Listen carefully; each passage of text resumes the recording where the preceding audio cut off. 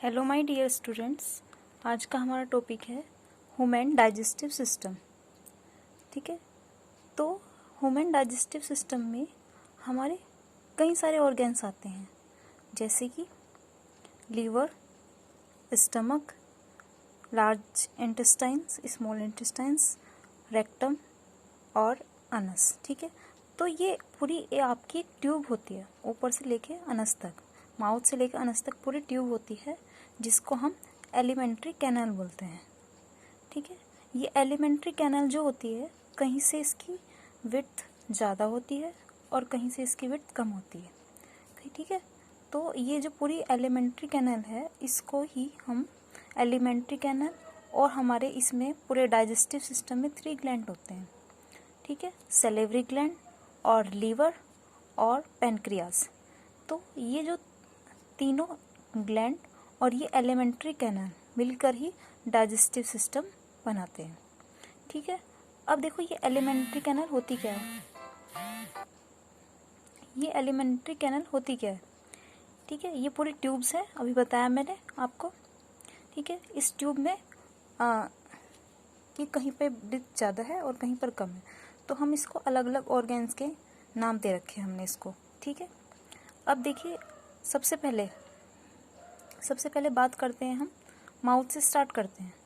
जब भी हम किसी फूड को इनटेक करते हैं, मतलब अपने माउथ में लेते हैं, तो माउथ में लेने के बाद उसको चबाने का कौन कार्य करता है? टिथ, और साथ में हमारी टंग। ठीक है, तो जो हमारे टीथ होते हैं, टीथ हमारे कितने टाइप्स के होते हैं? टीथ 4 टाइप्स के होते हैं। नंबर 1 इंसीजर और कैनिन, प्रीमोलर, मोलर।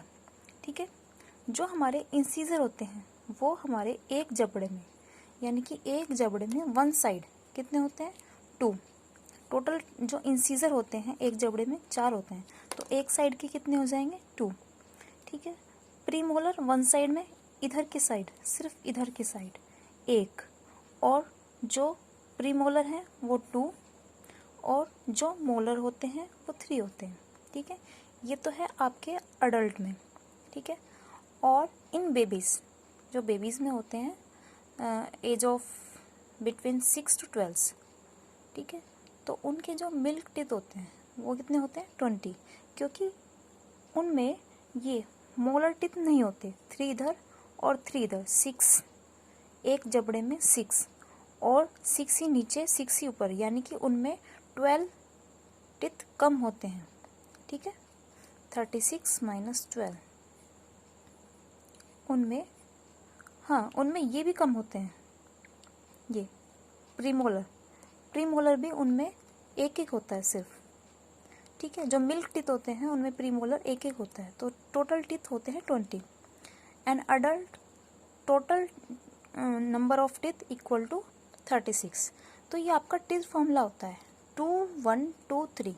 ठीक है, ये आपको टीथ के नंबर ऑफ टीथ लर्न करने का फॉर्मूला होता है। क्या, कैसे कि 2 आपके इंसीजर हैं, 1 कैनिन है, 2 प्रीमोलर है और 3 मोलर है। ठीक है, आप इसकी 4 से मल्टीप्लाई कर देंगे। 4 से मल्टीप्लाई क्यों की? क्योंकि ये एक साइड के टीथ हैं, दूसरी साइड के और फिर नीचे के, तो इसलिए हमने 4 से मल्टीप्लाई की, तो ये टोटल आ जाएगा 36। ठीक है, तो ये तो हमारे टीथ की बात। नेक्स्ट टॉपिक आता है हमारा टंग। ठीक है, तो टंग आपकी एक मसल्स स्ट्रक्चर्स होती है। ठीक है, जिसमें आपके टंग की जो होती है वो आपकी सॉफ्ट पैलेट होती है। ठीक है, क्या होती है? Soft palate.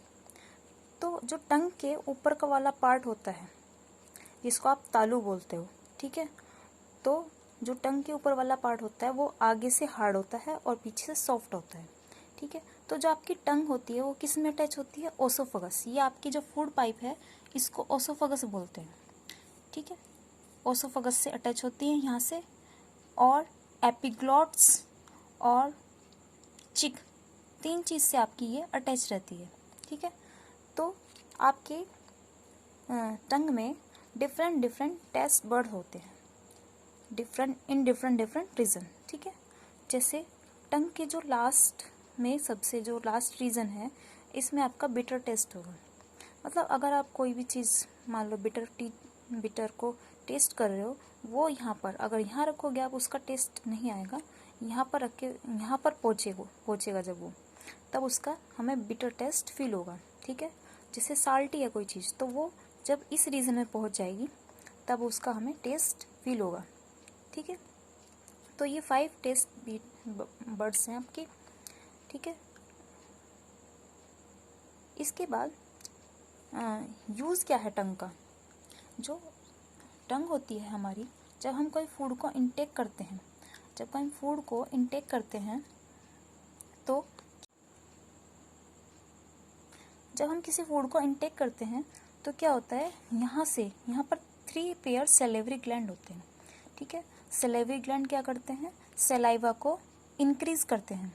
ठीक है, उसको सलाइवा को सेक्रीशन करते हैं सैलिवा का।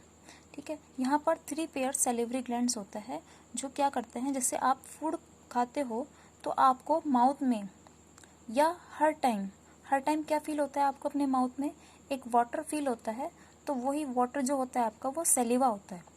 तो जब आप फूड इनटेक करते हो तो वो सैलिवा जीभ की हेल्प से, टंग की हेल्प से आपकी फूड में मिक्स हो जाता है। और जो इसमें एंजाइम होते हैं सैलिवरी ग्लैंड में, जो एंजाइम होता है वो होता है इमाइलेज। ठीक है, तो इमाइलेज क्या करता है, जो हम स्टार्च होता है, जो हमारे फूड में स्टार्च होता है, उसको ग्लूकोज और माल्टोज में ब्रेक डाउन करता है।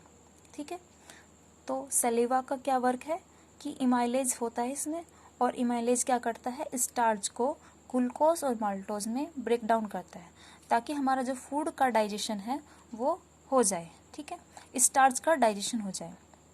ठीक है, तो इसका मतलब ये हुआ कि जो हमारा फूड का डाइजेशन है वो हमारा माउथ से स्टार्ट हो जाता है।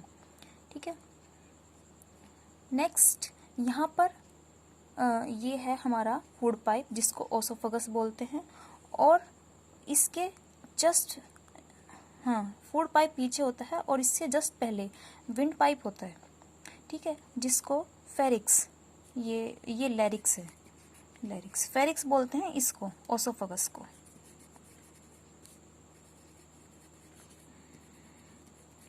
ठीक है, तो ये लैरिक्स होता है हमारा विंड पाइप, और ओसोफेगस को हम फेरिक्स बोलते हैं। यहाँ पर आपके जहाँ पर आपका फूड पाइप आता है, यहाँ पर दो रास्ते होते हैं आपके, एक विंड पाइप और एक ही रास्ता चला जाता है फूड पाइप। यहाँ पर एक एपिग्लोट्स होता है, एक ढक्कन टाइप का होता है। जब भी आप फूड इनटेक करते हो तो इसका वर्क क्या होता है, ये यहाँ से क्लोज हो जाता है, रास्ता बंद हो जाता है, ताकि जो हमारा फूड है वो हमारा विंड पाइप में ना चला जाए। विंड पाइप किससे अटैच रहता है, विंड पाइप हमारा लंग्स से अटैच रहता है। जब भी आप कोई ब्रीथिंग करते हो तो यहाँ से एयर जो आपकी यहाँ से पास होकर लंग्स में जाती है, विंड पाइप से पास होकर। ठीक है, तो जब भी आप फूड को इनटेक करते हो, ये जो आपका एपिग्लोट्स है यहाँ से इसको इस रास्ते को बंद कर देता है, ताकि जो आपका फूड है वो आपका लंग्स में ना चला जाए। ठीक है, कई बार क्या होता है कि हम कुछ भी फूड को खाते हैं, जल्दी में खाते हैं, जिससे हमारा फूड का कोई पार्टिकल्स यहाँ पर चला जाता है विंड पाइप में। ठीक है, जिससे हमारे लंग्स से जब एयर बाहर निकलती है तो वो पुश होकर वो जो हमारा फूड है वो बाहर आ जाता है, जिसको हम नॉर्मल लैंग्वेज में बोलते हैं कि धक्का लग गया। ओके, तो एपिग्लोट्स का वर्क समझ में आ गया सबको। इसके बाद जब हमारा फूड स्टमक में पहुंचता है, ठीक है, स्टमक में एक स्टमक की जो वेल होती है वो HCl का सिक्रीशन करती है, साथ में पेप्सिन। ठीक है, तो HCl का वर्क है जो हमारे फूड में बाहर से कोई बैक्टीरिया आ जाते हैं उसको किल करना। ओके, और पेप्सिन का वर्क है जो हम प्रोटीन लेते हैं अपने फूड में उसको डाइजेस्ट करना। ठीक है, तो यहाँ पर हमारा फूड कुछ देर के लिए स्टोर रहता है। ठीक है, ये हमारी एक ग्लैंड होती है, ये लीवर एक ग्लैंड होती है, और नॉर्मली ये हमारी एलिमेंट्री कैनाल में नहीं आती, पर ये एक ग्लैंड होती है जिसका यूज़ होता है हमारा डाइजेस्टिव सिस्टम में इसका वर्क यूज़ होता है। क्या यूज़ होता है देखिए, इसमें लीवर में यहाँ पर ये गाल ब्लैडर होता है, ठीक है। इसके गाल ब्लैडर के अंदर, ठीक है, इस गाल ब्लैडर के अंदर बाइल जूस स्टोर रहता है, ठीक है। और ये बाइल जूस यहाँ से ये जो आपकी ट्यूब जारी है, इस ट्यूब को बोलते हैं बाइल डक्ट।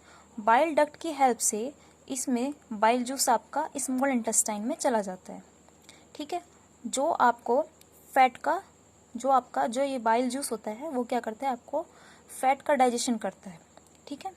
तो पेप्सिन किसका डाइजेस्ट करता है, प्रोटीन का, और बाइल जूस किसका डाइजेस्ट करता है, फैट का, ठीक है।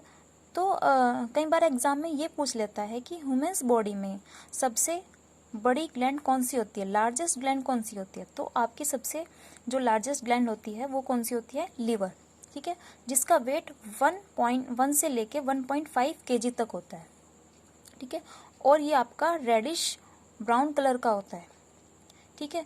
ये जो आपको स्टमक दिखाई दे रहा है, ये स्टमक थोड़ा सा इसके पीछे होता है और थोड़ा सा इस साइड होता है आगे, इसलिए मैंने इसके ये अंदर आपको दिखाई दे रहा है, लेकिन बट अंदर नहीं होता। लीवर थोड़ा आगे होता है फ्रंट की तरफ, और ये इसके बिहाइंड होता है, ठीक है। इसी तरह से जो पैनक्रियाज होती है वो भी आपके फ्रंट में होती है, बैक में होती है स्टमक के, ठीक है। जो आपका स्टमक का साइज होता है वो आपका 2 मुट्ठी जितना होता है। अगर आप 2 मुट्ठी को अटैच करोगे तो 2 मुट्ठी जितना आपका स्टमक होता है, ठीक है। सेम इसी तरह से जो आपका हार्ट होता है वो 1, अगर मुट्ठी को बंद करोगे आप तो उसके जितना होता है, ठीक है। तो यहाँ से मैंने बताया अभी कि बाइल जूस आता है, और बाइल जूस बाइल डक्ट की हेल्प से स्मॉल इंटेस्टाइन में चला जाता है। बिकॉज यहाँ पे देखो स्टमक इसके इक्वल बराबर में ही है, लेकिन इसमें नहीं जाता, ठीक है, स्मॉल इंटेस्टाइन में जाएगा, ठीक है। फिर नेक्स्ट है हमारा पैनक्रियास, ठीक है। पैनक्रियास का क्या वर्क है, यहाँ पर एक एंजाइम बनता है जिसका नाम है इंसुलिन, ठीक है। तो इंसुलिन क्या करता है, इंसुलिन हमारी जो फूड में जो हमारा वो बनता है, शुगर बनती है, उसको एनर्जी में कन्वर्ट करता है। जब हम कोई फूड को इनटेक लेते हैं और वो स्टमक में रह जाता है, तो इस स्टमक क्या करता है, फूड को शुगर में चेंज कर देता है, ठीक है। और उस शुगर को ये जो ग्लूकोज है, शुगर को किस में कन्वर्ट करता है, ग्लूकोजन में कन्वर्ट करता है, ठीक है, ग्लूकोजन में। कई बार क्या होता है, इंसुलिन की कमी हो जाती है, जिससे कौन सा डिसीज हो जाता है, डायबिटीज़, ठीक है। तब हमें क्या करना पड़ता है, एक्स्ट्रा डोज लेनी पड़ती है इंसुलिन की, या एक्स्ट्रा इंजेक्शंस वगैरह लेने पड़ते हैं। फिर इसके बाद ये खाना हमारा स्मॉल इंटेस्टाइन में जाता है। स्मॉल इंटेस्टाइन्स में आपकी जो वेल होती है, इसमें छोटे छोटे ये फिंगर टाइप स्ट्रक्चर होती है जिसको विलाई बोलते हैं, ठीक है। इसका वर्क क्या है विलाई का, कि ये जो स्मॉल इंटेस्टाइन है ये फूड को क्या करती है, एब्जॉर्ब करती है। तो ये जो विलाई है इसका यूज़ है कि फूड के जो सरफेस एरिया है, इसका जो स्मॉल इंटेस्टाइन की जो वेल है उसके सरफेस एरिया को इंक्रीज करती है, ठीक है। अगर ये सिंपल प्लेन एरिया होता तो ये एरिया कम होता, लेकिन अब ये विलाई की वजह से ये एरिया क्या हो गया, इंक्रीज हो गया, ठीक है।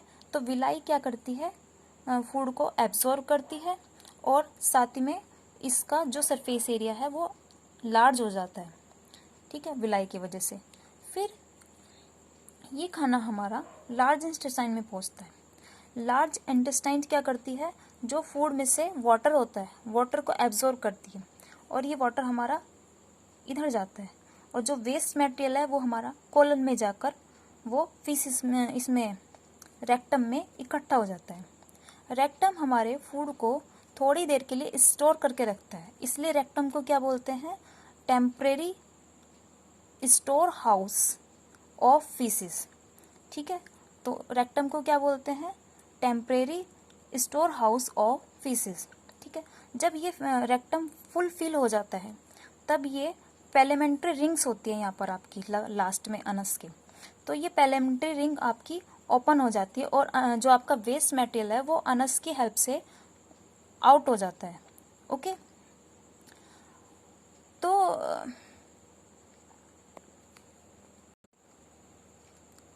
इस वीडियो में आपको कितना समझ में आया ये हमें कमेंट्स में बताइए। और क्या चीज़ नहीं आपको समझ में आई, क्या आपके डाउट्स रह गए हैं इसमें, ठीक है, ये आपको कमेंट्स में बताइए। इसके जो नोट्स हैं, मतलब इसके बारे में जो टोटल नोट्स हैं जो मैंने लिखा हुआ है, वो मैं आपको पार्ट 2 में पढ़ाऊँगी, ठीक है, मतलब दूसरी वीडियो में, जो इसकी सेकंड वीडियो होगी ह्यूमन डाइजेस्टिव सिस्टम की, उसमें पढ़ाऊँगी, ठीक है। तो आप मेरी वीडियो को लाइक कीजिए, कमेंट्स कीजिए जो आपकी प्रॉब्लम्स हैं, और शेयर कीजिए अपने फ्रेंड्स में, एंड चैनल को सब्सक्राइब कीजिए और press the bell icon. Okay.